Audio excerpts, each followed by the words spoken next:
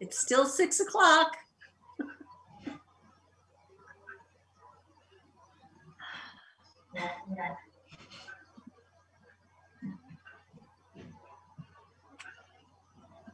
There's Brett.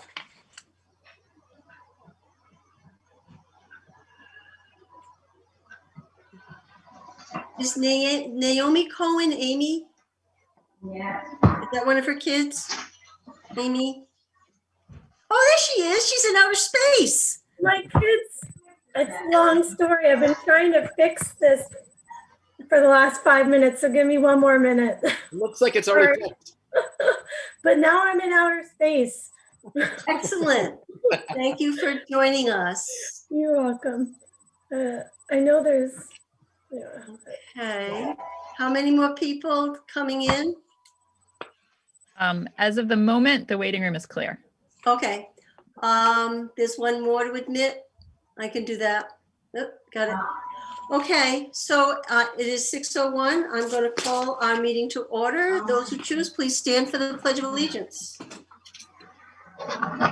I pledge allegiance to the flag of the United States of America and to the republic for which it stands, one nation, under God, indivisible, with liberty and justice for all. Thank you. So it is March 3rd. It is 6:01, and this meeting is for a public hearing on the budget. Can I have a motion to open the public hearing? Madam Chairman, I would Yes. move pursuant to Chapter 71 of Massachusetts General Laws, Chapter 71, Section 38N, to open a public meeting or public hearing, on the NASHOBA Regional School District fiscal year 22 budget. Second. Can I have a second? Steve? Second. Okay, thank you. All right, I'm going to do a roll call vote. Me, yes. Amy? Yes. Brett? Yes. Rich? Joseph? Yes. Mike? Yes. Is Mary here? Yes. Hi, Mary. Sharon? Not here. Steve? Yes. Elaine? Yes. And Leah? Yes. Thank you. Rich says yes. I think people need to mute if they're not talking. I would ask everyone who is in attendance, if you are not speaking, please mute your screens. Thank you. So this is our public hearing on the Neshoba Regional School District FY22 budget.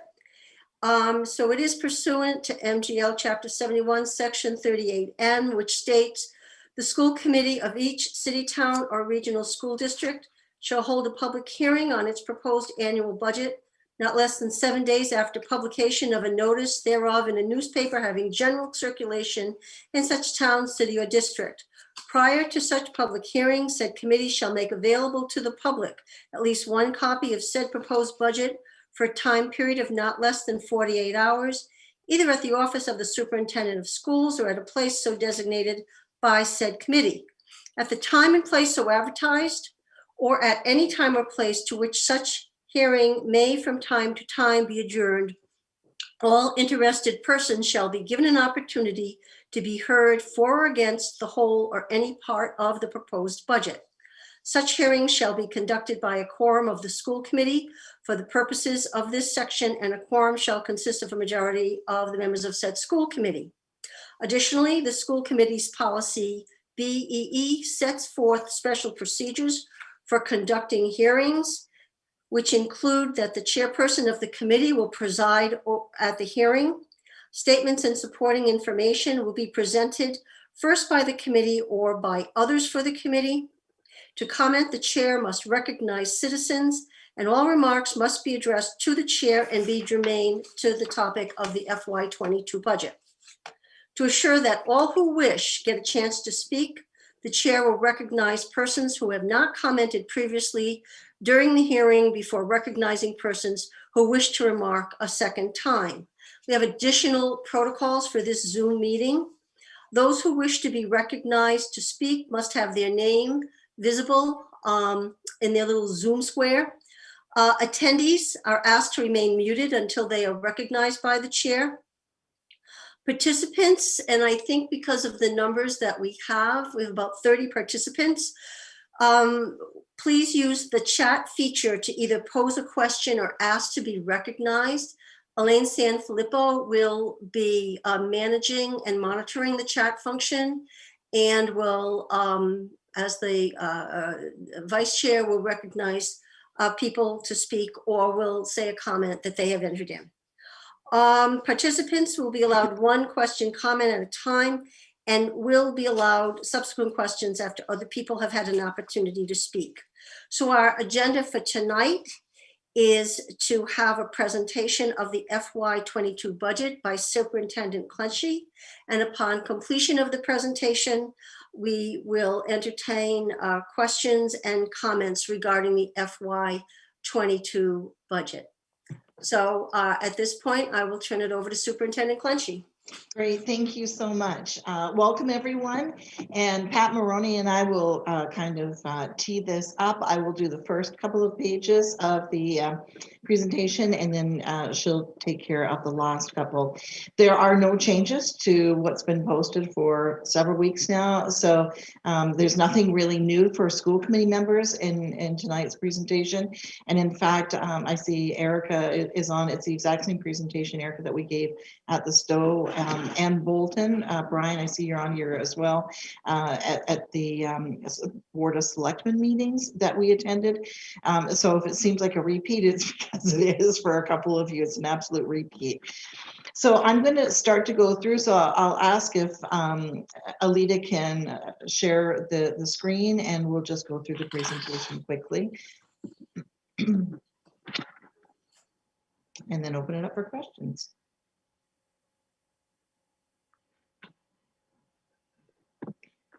Thank you. So a couple of key salient points to keep in mind is that the expenditure budget for this year is $59 million and change. It's basically about a 1.71% increase from last year's budget. E&D thus far is a revenue source for us. I'm sure everyone on the screen tonight has heard us talk about E&D and the fact that we've tried so hard to get off that E&D wheel, but we just haven't been able to. And this year, again, we're going to look at moving $1 million over from E&D into the budget. But you'll see that we will try very hard between now and the end of the school year to preserve as many dollars as we possibly can to replenish E&D, because you'll recall that we had to borrow, probably not the best term, but if you think of it as a savings account, kind of had to take that money out of there before for this current year's budget. We want to replace as much as we can so that we can turn around and take another $1 million out of it and put it in towards this upcoming budget. There is right now 1.8 million in cuts, 1.2 are unspecified at this time, primarily as a result we are in a negotiation year this year with our two unions, and so how those negotiations play out will affect that that number. Could go up or down, quite honestly. And retirement savings is another component. Just hang on half second, Lita, because we still may see a couple of more retirements come in the next couple of months. We have a lot that can happen in the next couple of weeks between now and April.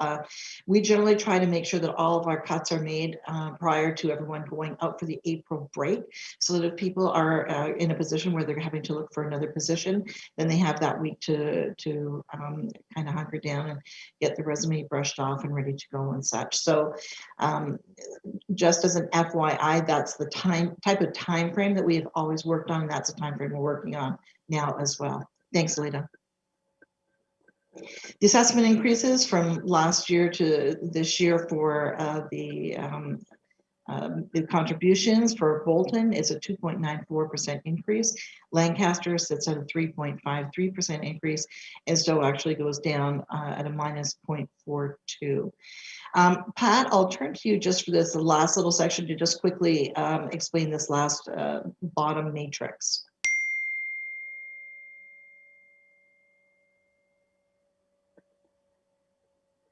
Is Pat there?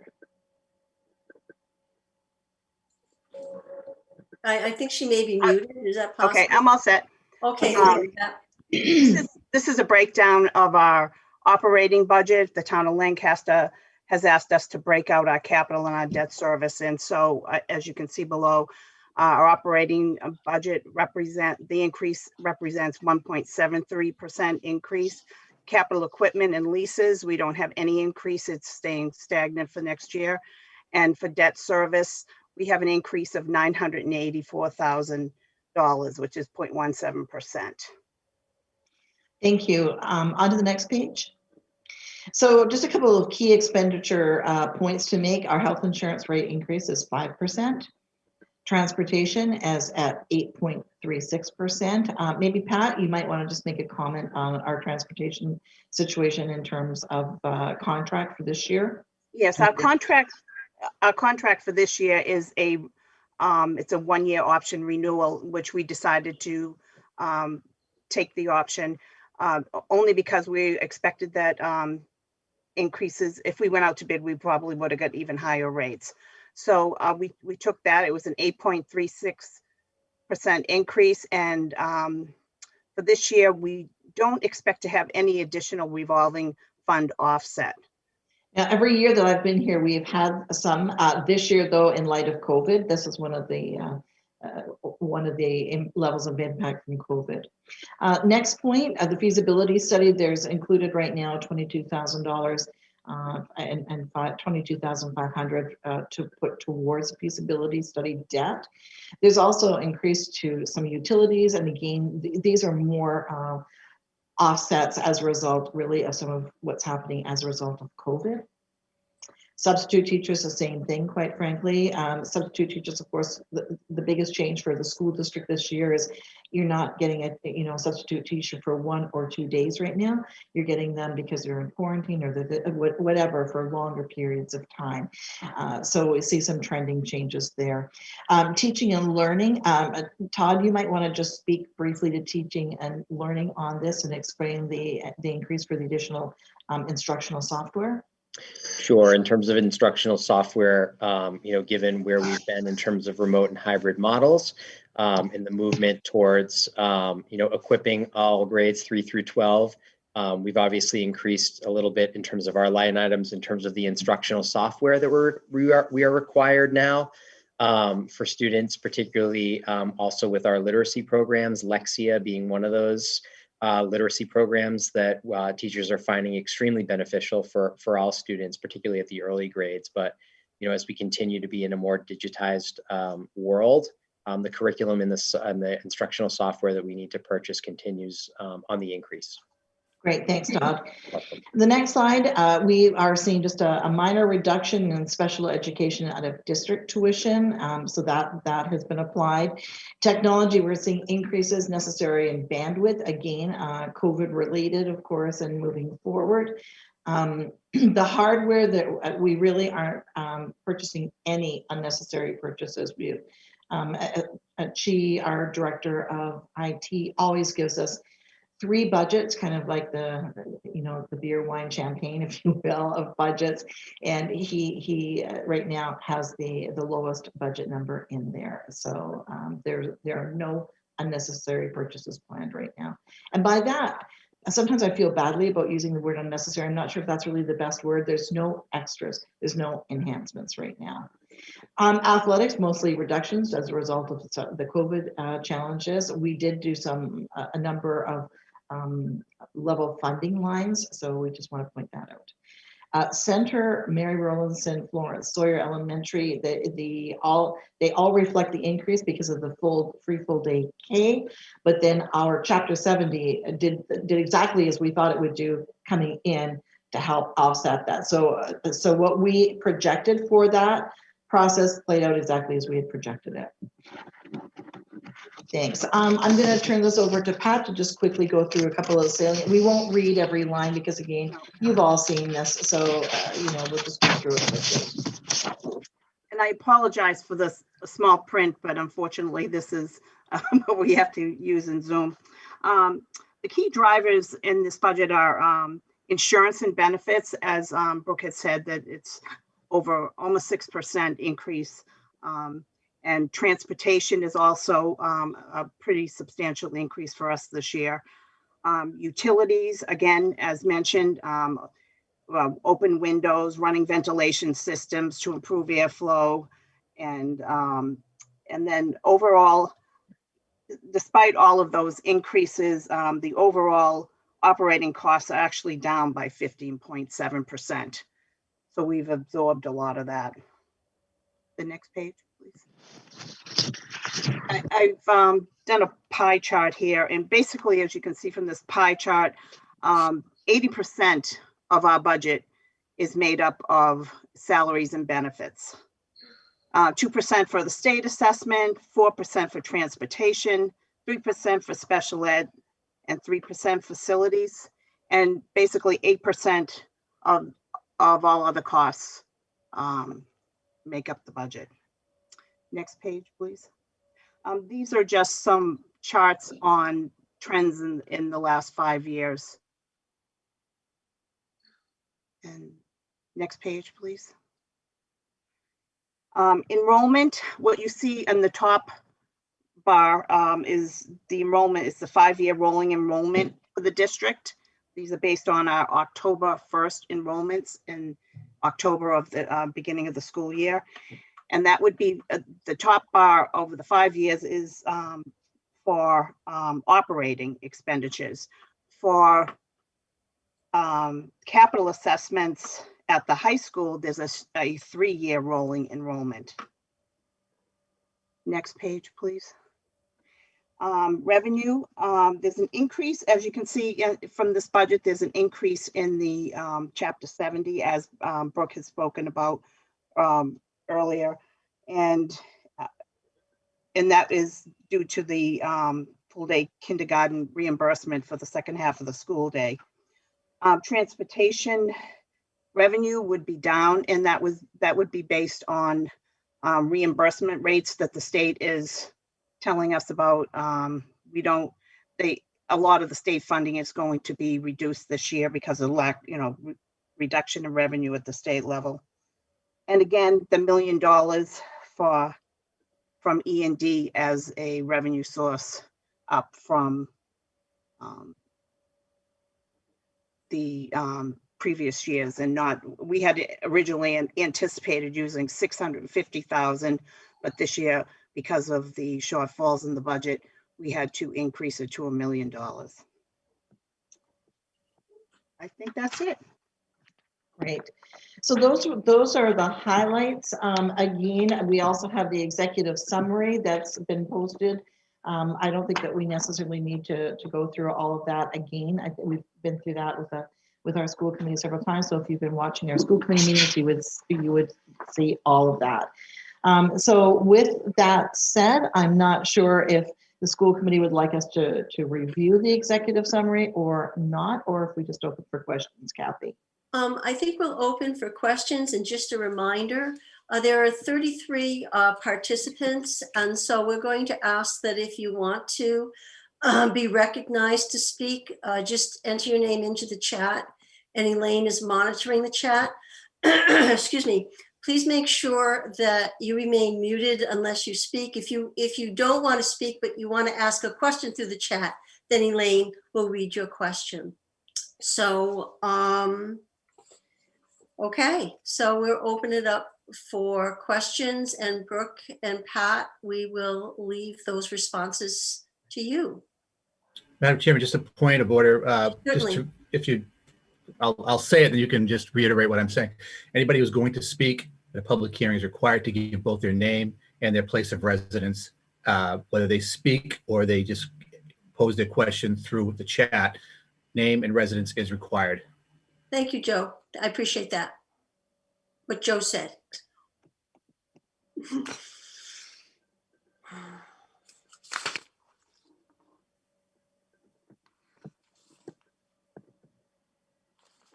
So I don't have anything in the chat yet. Well, in education, we have something called wait time, and people need time to think and process. And so we'll let folks do that.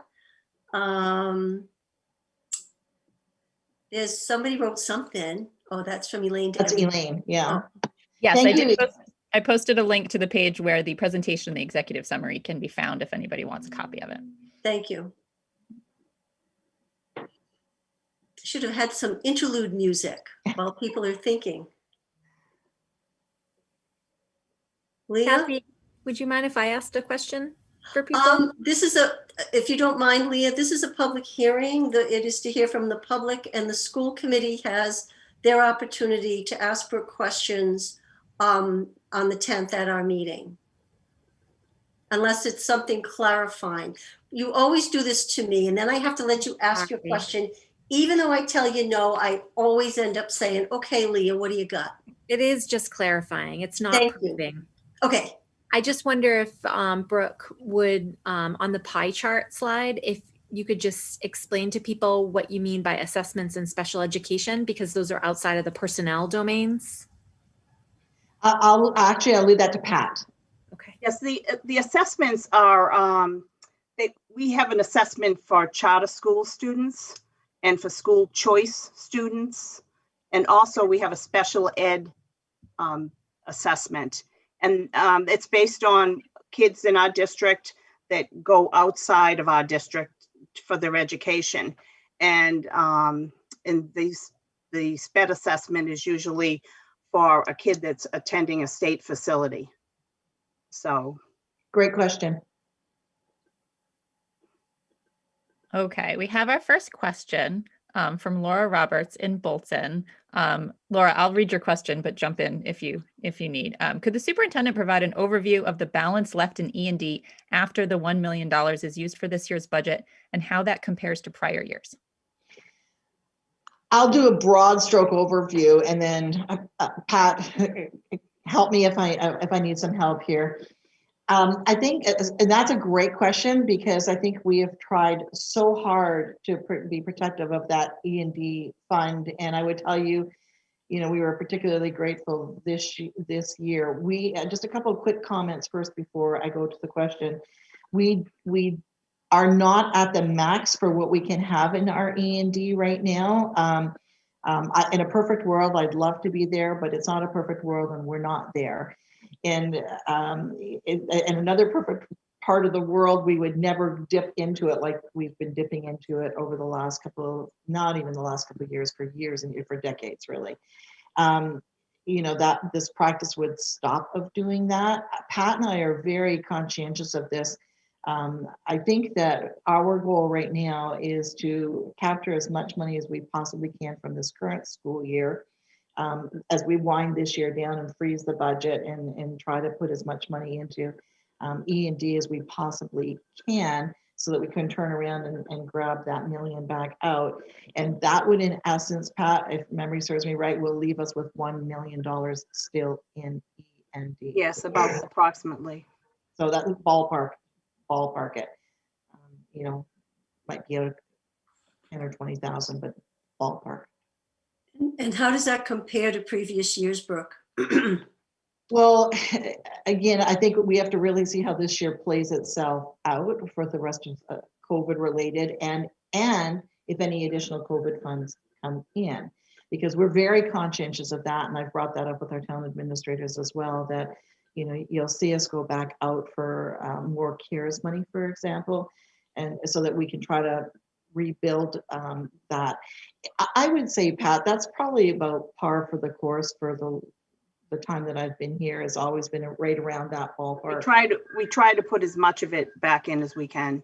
Yeah. So are you saying that consistently the over number, over the last few years, it's been about $1 million in E&D at this time of year? Yes, budget? we try to make sure that there's always that cushion of that $1 million in there.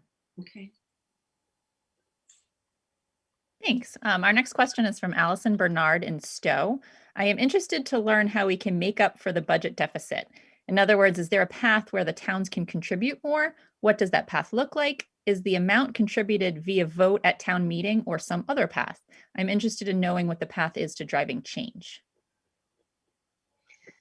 So I don't know that I have a pat answer on that. It's a great question. It is a great question, because my concern is that we have done this progressively for the last couple of years, and when you make these additional cuts, they're not easily put back, because you can see now 3 years of this means that I don't have any more like one-off positions, for example, that I can easily cut in this next go around. And so you're looking at something that's more systemic, across the system. And so it's a very different place to be in. And I really appreciate that question, because I think sometimes that gets lost, because you just keep going year after year, but it's like forgotten that these cuts over here were made as you're moving forward. And I think it's critical for our communities to monitor that and see, because these cuts are not coming back. Nothing here is bringing back the cuts that we made last year or the year before. So I think the bigger piece now moving forward is to plot something out so that some of these cuts, and especially the key things that you're going to see us make recommendations, for example, in April, depending on where things are sitting, for like 1 year, like just cut this or just freeze this for 1 year so that it goes right back into the budget for the next year. I think that's one way forward, is to make sure that you don't lose sight of those cuts and just put them as a 1 year cut and put them right back into your budget cycle. We log all of this, like Pat and Michelle log every cut that we ever make, so that we have a running tally. So it would be interesting to go back and take a look now and map out a plan forward to say, okay, so we've heard that next year should be a much better year fiscally. So what does that look like? The same thing, by the way, holds true when you think of, and I'm not on a rant, so please don't hear that, but the same thing holds true if you're not keeping up with your salaries, right? The same thing holds true, because then you get to a point where your salaries have just kind of consistently fallen a little behind. So, I mean, I think that there needs to be a broader plan. If it was me, I would be looking at a broader plan moving forward, and I would start that this summer, because normally we start our budget process in the summer. So I would suggest this upcoming summer that you start to take a look at that and map some things forward. Okay, thank you. Brian Boyle of Bolton would like to be recognized. Hey, Hi, Brian, how are you? Nice to see you. nice to see you too. Sorry, I'm just jumping out of family dinner because I had a quick question. First of all, I apologize because I haven't kept up with some of the more recent school committee meetings, and so this might not be the right forum for it. But I know that tonight is a public hearing where the public can make comments. But I think it might be helpful to get a sense of whether the committee is in support of the recommendation that you've made tonight, because like if the vote next week ends up being a drastic departure from the presentation tonight, then I think obviously the public might want to know that now and be able to comment and have input. So I hope that makes sense, but I don't know if there's a way to just get a sense of whether the committee is generally supportive of the presentation tonight. So Brian, our time for delivery, we have been kept apprised of the progress in the budget right along. Our time for deliberation is next Wednesday at our meeting. And so we have not discussed that as a committee. And as you point out, the purpose of tonight's meeting is to have a public hearing about to hear from the public on the FY22 district budget. Okay, well then I'll just leave you with one comment, which is that I know from Bolton's perspective, we have built the 2.94 assessment into our modeling as soon as we received it from the district. And so if the vote next week, this is sort of for the school committee members to consider when they deliberate, if it's a departure from that recommendation, it would cause a tremendous amount of upheaval, at least on our side, in terms of having to relook at our entire budget too. So I would just ask you to keep that in mind. Thank you so much. Thank you, Thanks, Brian. Our next question, sort of related, is from Erica Benedict of Stowe. What are possibilities for where we are getting the $1.2 million in unspecified cuts from? So we've already put some different ideas on the table, and I think I just kind of alluded to that again a few minutes ago, where I said, you know, whereas in past years we've been able to, you know, cut a teacher here, or because you can't have those kind of cuts and have it be pencils. I know that I've said that before. These kinds of cuts are people cuts, and that's why, you know, this is not about efficiencies. And I've said that for the last several years. These are just absolute cuts. You know, we have to wait and see where our negotiations land. That's huge for us right now. And so, you know, we can't really give away too terrible much on that whole piece, because it would play a hand for the school committee before they even start negotiations. So we really need to see where the negotiations land. That's critical for us. Thereafter, because as I said earlier, we really don't have very many one-offs, if any, still in the district. So I think you'll see us start to look at other things like, for example, do we try to shutter the libraries for 1 year? Do we try to shutter a foreign language program? Do we try to shutter, you know, what are things? So, you know, we sat down even today and started looking at, you know, like kind of the biggest bang for the buck. But the truth is, we always have to keep in mind too, that as soon as we go to do that, it's not necessarily the program might be shuttered, but it wouldn't be the person, because contractual obligations kick in. And so as soon as that happens, then bumping rights kick in. So we'll have to work very closely with our union as we walk through that process. It's not a pleasant process. None of this is pleasant to work through.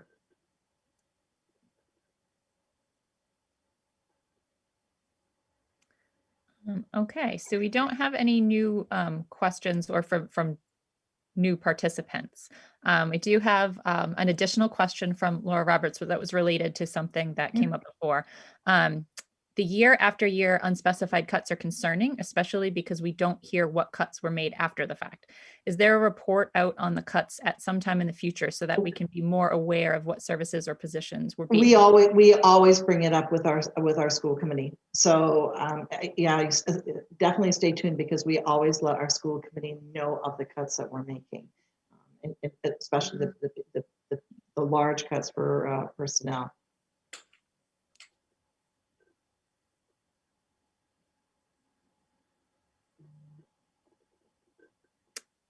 All right, I have a sounds like a procedural question from Allison Bernard of Stowe. If the budget is not approved, what happens? How do we, as 3 towns, find a way to be supportive of a growing and changing school system and not just forced cuts? Do we go back to the drawing board on contributions by town?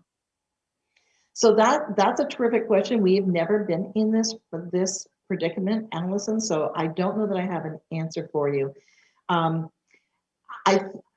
think that you know, as I talked earlier about, I think you need to bring about a broader plan, and I think too, COVID plays a piece in this too. I mean, there's just no two ways about it. There are a number of COVID pieces at play here. One of the things that I mentioned before, but I don't think I've mentioned tonight, and I want to go back to that, is if we get, because Allison, this came up actually at your meeting the other night, if we get COVID money that we don't see right now, that comes into play, you'll see us put that into play right away. Right now, we just don't have true answers on this, and things are still working their way through the legislature. So we don't have answers that we can go to the bank with on this, and you never budget like that. You have to only budget with what you know, not what ifs. So I think that it would behoove everybody, and we need 2 towns of the 3 to pass the budget. And so, you know, I would suspect that probably we would have 2 or 3 towns pass this particular budget, because it meets the needs in terms of dollars and cents for 2 of our 3 communities. So I suspect that we will probably get, I would anticipate 2 of the 3 yeses that we need. It's a great question though, and we haven't been down this road before, so I think it's something that we should be looking into a little bit more deeply from a legal lens.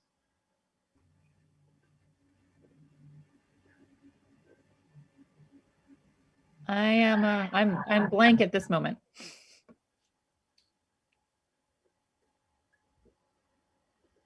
I think, Kathy, too, if I might add, again, if you think of other questions outside of this moment in time, just send us an email, please. Like, send an email to Pat or myself or Dr. McGuire, and we're happy to get back to you. We don't expect that everybody's going to have all the questions they're thinking on tonight. You know, maybe you haven't had a chance to look at the executive summary, although it's been posted for, several weeks, but you might not have had the desire to, but maybe now after hearing tonight, maybe you'll go back in and look at it a little bit differently. So just because we end the public hearing doesn't mean that you can't come to us with the questions. So we want to make sure that that door is open. Thanks for emphasizing that, Brooke. And again, please do send Brooke and Pat your questions if you think of something, or as Brooke said, you look a little bit closer at the numbers that we have out. Certainly send them your questions. You seeing anything, Elaine? Nope, not seeing anything else.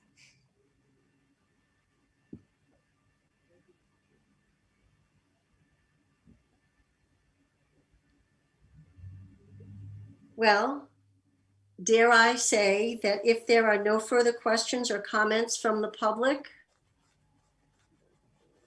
anything, Lorraine? Nope. Madam Chairman, I just want to make one point following up the superintendent that the individual asked about what would happen if in the event we didn't get 2/3 approval on our budget. And without going into detail, I would just suggest to that individual who posed that question, take a look at 603 CMR section 41. That explains the whole process. It's basically if we don't get 2/3, if 2 of the towns reject our budget, we then have 30 days to either amend our budget and resubmit. But 603 CMR 41 spells it all out much better than I can articulate right here. Thank you, Joseph. Brooke? I think too, the concern I would have is if, I'm not sure what they would be sending us back to do. Quite frankly, like if this budget isn't passed, I mean, I think I know where Allison's thinking is on this, but I'm not sure what our charge would be as a school district to go back after. So I just want to put that on the table. Which is why I think we need a broader plan. Oh. Excuse me, Elaine, any other questions from the public? Nope, just some encouragement that participation is up in virtual meetings, and hopefully we can keep it up. Thank you. Rich, did you want to make a statement? I was just going to make a point, Brooke, if the budgets don't pass, forgive me if you said this, we go back to a 1/12 budget until something does pass, right? That's exactly right. Yeah. Yes. Rich, you and I talked about this the other day. That's exactly what will happen. Okay. Madam Chairman, if there's no further public input, I would move to close the public hearing. Can I? Second. Okay. I will call the roll. Leah? Yes. Elaine? Yes. Steve? Yes. Karen? Yes. Mary? Yes. Mike? Yes. Joseph? Yes. Rich? Yes. Brett? Yes. Amy? Yes. Me? Yes. Okay, so adjourned, and thank you everyone for joining us tonight. And Elaine, if you could save the chat, we can make that part of the meeting materials. I also want to thank Brooke, Pat, Todd, Michelle, Joan, and Alita, and all the members of the school committee for participating this evening. And I will see you all next Wednesday. So good night, everybody. Thank you so much.